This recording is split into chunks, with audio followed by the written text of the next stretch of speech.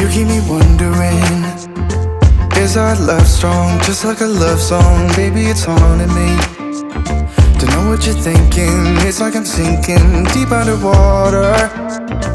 Maybe it's harder for me. 여러 선생님들 안녕하셨습니까?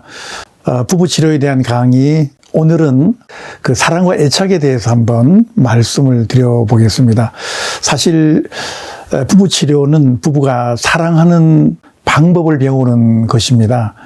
우리 그동안 성장하는 동안에 또 살아오면서 어떤 상급 학교의 그 입학 시험이나 또 취업 준비할 때는 정말 오랫동안 준비를 많이 하죠. 그리고 반복 훈련도 하고 학습도 하고요. 더구나 옛날에 고시 공부하신 분들은 십몇 년씩 공부를 합니다. 그런데 우리가 지금까지 살아오면서 부부가 되기 전 또 부부가 된 후에도 사랑에 대한 학습을 얼마 동안 했습니까? 우리가 평생을 부부 생활을 통해 살아간다면 정말 부부 사랑이라고 하는 것은 평생을 이어가는 일인데 거의 우리가 거기에 대해서는 시간 투자를 많이 하지 않은 것 같습니다. 사랑을 하는 방법, 또 훈련, 학습이 거의 없었던 것이죠. 그냥 경험에 의존해서 하다 보니까 부부 사이에서도 문제가 생기게 마련했습니다. 결국 부부 치료는 우리가 어떻게 사랑할 것인가, 또 어떻게 사랑을 받을 것인가의 문제가 부부 치료에서 제일 중요한 부분인데요.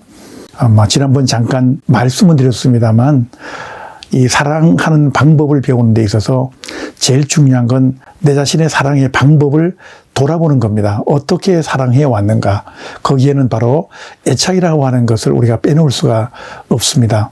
오늘 이 시간에는 사랑하는 방법론으로서 왜 이렇게 사랑이 힘들어질까? 또 나의 성격은 왜 이럴까? 열심히 노력했는데도 우리 부부 사이는 왜 이렇게 항상 평행선이고 또 사랑하다가도 그 속에 분노와 섭섭함이 끼어 있을까? 이런 것들을 애착이론으로 한번 설명을 해보도록 하겠습니다. 그래서 선생님들 부부가 또 서로의 성격이 어떤 애착에서 문제가 있었는가를 한번 파악을 해서 이걸 어떻게 고쳐나갈 것인가를 한번 함께 생각을 해보도록 하겠습니다. 먼저 애착의 첫 번째 유형이 뭐냐면 아주 불안정한 애착 중에서 회피형 애착입니다. 보통 우리가 살아가다 보면 차를 운전해 가다가 고속도로나 이런데 고속으로 주행하는 그러한 도로에서 교통사고를 한번 경험을 했다고 치면 어떤 사람은 아주 그 교통사고를 끔찍하게 생각해서 도저히 충격을 받아서 그 다음에는 운전대를 잡지 못하는 분이 계십니다. 어떤 분은 사고가 났지만 사고 난 건 정말 좀 어떻게 보면 충격적인 일이긴 하지만 그러나 차를 운전하다 보면 언젠가 사고는 나게 마련이다라고 이렇게 담담하게 받아들이는 그런 분들이 계십니다. 이 두 가지 유형입니다. 교통사고를 보는 순간 끔찍해서 자동차를 운전하지 못하겠다. 충격이어서 밤에 꿈자리가 사납고 힘들어진다. 이런 분들은 회피형 애착을 갖는 경우가 많습니다. 어떤 충격적인 조그만 일들을 너무나 큰 충격적으로 받아들이기 때문에 더 이상 사람과의 관계가 무섭고 세상으로 나가는 것이 두려워집니다. 그러니까 자꾸 자기 내면 속으로 파고 들어오게 되니까 대인관계 하는 것도 힘들어지고 또 때로는 대인관계 하다가 관계가 틀어지면 너무 끔찍하다고 생각하고 충격적이기 때문에 그 다음부터는 인간관계 하는 것이 굉장히 어려워집니다. 혹시 우리 부부 중에서 이런 분들 계십니까? 살아가다가 조금만 좀 심하게 다투면 부부가 이렇게 힘드는 부부 생활이 힘드는 것인가? 싸울 필요가 없이 이제 서로 대화를 하지 말아야 되겠다. 가급적이면 날카로운 대화는 하지 말아야 되겠다. 왜냐하면 살다 보면 우리가 서로 갈등을 일으킬 수밖에 없는 거잖아요. 이 갈등할 수밖에 없는 거, 갈등은 부부 생활에 자연스럽게 있는 것이다라고 생각하지 못하고 이 갈등 자체가 두려워서 앞으로 부부 생활이 너무 힘들 것이다. 우리 부부는 왜 이렇게 문제가 많을까를 생각하는 분들, 이런 분들이 바로 회피형 애착을 가져온 것들입니다. 회피형 애착 성격이 어릴 때부터 만들어진 것이죠. 그런데 이렇게 생각하면 그럼 부모님이 나를 이렇게 회피형으로 키웠는가? 우리가 심리학 강의를 잘못 들어보면 부모의 양육의 모든 책임을 돌린다는 분이 계시거든요. 그는 제가 볼 때는 올바른 생각이 아니라고 생각합니다. 우리가 어릴 때 환경이 아무리 힘들고 회피형 그런 성격을 가질 수밖에 없는 환경이라 할지라도 얼마든지 후천적으로 그걸 개선해 나갈 수가 있습니다. 예술 활동을 하거나 또 마음 공부를 하거나 또 좋은 친구를 사귀거나 어떤 좋은 강연을 들어서 나의 그 마음가짐을 달리하거나 충분히 개선될 수 있기 때문에 내가 회피형 애착 형성으로 되었다 할지라도 충분히 고치고 우리가 새로운 가능성을 발견해서 좀 더 나은 부부 생활이 될 수가 있다라고 하는 사실입니다. 두 번째, 불안정한 애착 형성입니다. 이런 분들은 어떤 거냐면 어떤 그 충격적인 사건을 볼 때마다 불안하기 때문에 나 혼자서는 이 불안한 마음을 해결할 수 없다라고 보는 겁니다. 대단히 의존적인 그런 성격들이죠.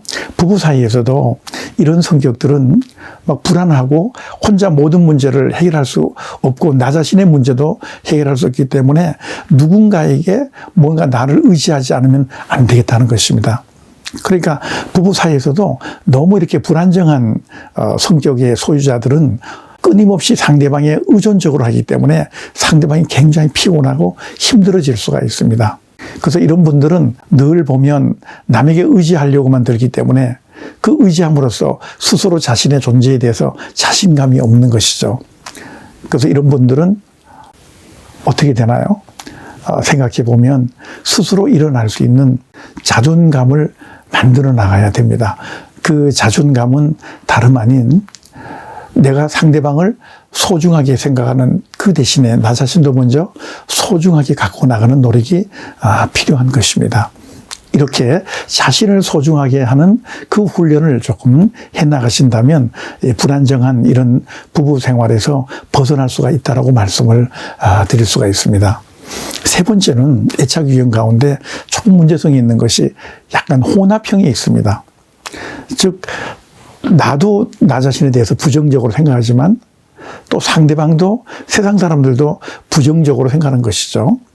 이런 분들은 올바른 인간관계 만들기 어렵고 자신을 꾸며대거나 자신을 거짓 자기로 만들기 때문에 굉장히 그 위선적이 될 수가 있습니다. 소위 말하는 우리가 허세를 떤다라고 했을 때 이런 성격들이 나눠지면 진실된 인간관계를 맺기가 어렵습니다. 그래서 이런 분들은 뭔가 돈이 있는 척, 굉장히 사랑하는 척, 그 위장을 잘하는 것이죠. 우리가 과거에 보면 쇼윈도우 부부 이렇게 왜 그 연예인들 보시면 실제로 문제가 많은데 겉으로 들어와서 굉장히 사랑하는 척하면서 시청자들에게 그렇게 어필하시는 분들, 이런 분들은 진실된 자기 모습을 드러내기가 좀 어렵죠. 이런 분들은 어떻게 보면 한편으로 상대방의 눈을 속이는 것입니다. 부부관계도 이런 부부관계는 오래갈 수가 없기 때문에 결국은 깨지고 맙니다. 혹시 우리들의 부부관계가 형식적으로만 이루어진 것이 아니겠는가. 늘 진실된 마음이 없이 상대방이 듣기 좋은 말만 계속하면서 상대방에게 나를 포장하거나 그런 적은 없는지. 이런 부부가 되면 이런 부부들은 사람과의 사람 속에 진실된 관계가 만들어지지 않기 때문에 사람 이외의 수단에 의해서 만족을 하려고 합니다. 그건 바로 다름 아닌 중독입니다. 이 중독은 여러 가지가 있지만 부부관계에 원만하지 않아서 쇼핑에 몰두하는 분도 계시고요. 또 심지어 알코올 중독에 몰두하는 분이 계시는데 이런 분들은 혼합형 애착 장애를 겪고 있다고 볼 수가 있습니다. 오늘 제가 말씀드린 것은 전문가들의 여러 의견들을 종합해서 참고가 되라고 말씀을 드리는 것입니다. 우리 부부가 이상스럽게 사랑하는 듯 하면서도 왠지 거리감이 있고 상대방의 그 모습이 진실로 느껴지지 않는다면 바로 혼합형 애착 형성의 문제가 아니겠는가. 오늘날 이것이 제일 사회적으로 문제가 되는 경우도 있습니다. 그러면 질문이 있을 수가 있죠. 그럼 가장 안정스러운 애착이 무엇인가 하는 것입니다. 가장 안정스러운 애착, 가장 건강하게 부부 사이에 서로 사랑을 주고받을 수 있는 그 안정형 애착의 특징은 굉장히 어떤 충격적인 사건이 와도 일단 그 사태를 좀 냉정하게 처리하고 합리적으로 처리하면서 어떤 문제를 발견하기보다는 대안을 먼저 찾아 나가는 것입니다. 이런 안정의 애착의 부부들은 서로 나도 완벽하지 않기 때문에 상대방의 결점도 인정하고 상대방의 문제점도 스스로 인정합니다. 그래서 서로 상대방에 대해서는 문제점을 파헤쳐서 비난하기보다는 서로 나도 불완전하기 때문에 관대해지고 수용적으로 허용적으로 그럴 수도 있다라고 생각하는 것입니다. 우리가 종종 공감이라는 얘기를 많이 하고 서로 이해를 한다라고 했는데요. 그때 제일 많이 쓸 수 있는 말이 뭐냐면 그럴 수도 있어. 너의 입장은 그럴 것 같아 라고 표현했을 때 가장 공감이 빠르게 와닿을 수가 있습니다. 우리가 사랑을 얘기할 때 이런 여러분들의 그 좀 전문가들의 의견을 이렇게 종합을 해보면 사랑하는 거는 한 3가지가 있어야지만 된다고 합니다. 우리가 올바로 사랑하기 위해서는 첫째, 사랑하는 마음가짐이 필요하고 이해해주는 심리적인 정신적인 활동이 필요하고 세 번째는 도와주는 행동이 필요하다 그럽니다. 우리가 마음가짐과 그다음에 이해하려고 하는 그 정신활동과 심리적인 활동과 도와주는 행동 이 3가지가 오늘 우리의 부부 생활을 힘들게 됐을 때 그걸 고칠 수 있는 중요한 방법이 아니겠는가 하는 생각이 듭니다. 오늘 말씀드린 부분은 애착의 모습과 그것을 우리가 안정적으로 이끌어가는 그 사랑의 절차와 방법에는 뭐가 있는가 3가지가 있다고 말씀을 드렸습니다. 그럼 또 다음 시간에 이러한 주제를 가지고 또 만나도록 하겠습니다. 여러 선생님들 들으시느라고 수고 많이 하셨습니다. 감사합니다. Can we just leave and walk away, walk away, walk away? Maybe you won't see me get emotion.